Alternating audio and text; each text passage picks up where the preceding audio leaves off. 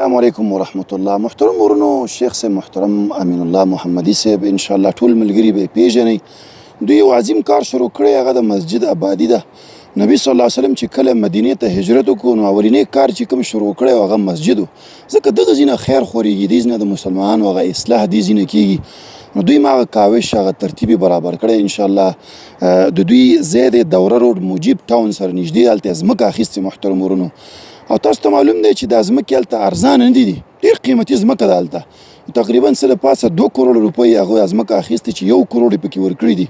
محترم ورونو، دغه ځای کې یو ملګری وایي چې زه مدد کول غواړم خو ډېر نشم کولی، لږ. نو ګوره 22,000 روپو پورې ته د یو مصلي قدر ځای اخیستلی شي. ګوره دغه مسجد دی، دلته به توحید بیانېږي، د الله دین به بیانېږي، کلونه کلونه به دا مسجد وي او دغه به ستا دپاره صدقې جاریه وي. هغه ملګري چې الله وس ورکړی دی، زه وایم چې تقریبا د 1 کروړ روپو پورې پیسې دي که نه، نو 100 ملګري چې یو ځای چې 100 ملګري نو 1 کروړ روپۍ ختمې شولې. الله به یې ختموي په دې طریقې سره. نو هغه ملګري چې په بهرو علاقو کې دي، بهر ملکونو کې دي، بس په سکرین باندې نمبر ښکاري تاسو ته، نمبر دی 0311006212. په دې باندې تاسو رابطه کولی شئ. جیز کیش ایزي پیسه په دې باندې شته دی. انشاءالله موږ به لاندې اکاونټ نمبر هم ورکړو، د بینک اکاونټ نمبر، هغه کې هم تاسو پیسې اچولی شئ. د شیخ صاحب سره رابطه وکړئ.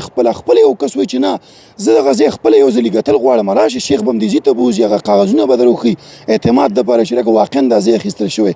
نو کوم ملګري که غواړي دا بهترین ځای د صدقې دپاره، ګوره مسجدونه به ډېر جوړېږي خو دا هغه مسجد دی چې په دې کې به قال الله وقال الرسول، د الله او د رسول خبرې به دلته بیانېږي، دلته به توحید، دلته به د الله وحدانیت بیانېږي او دا حقیقي صدقې جاریه ده. الله یې تاسو ټول ته اجر عظیم ورکړي. په دې کار کې تاسو مدد وکړئ.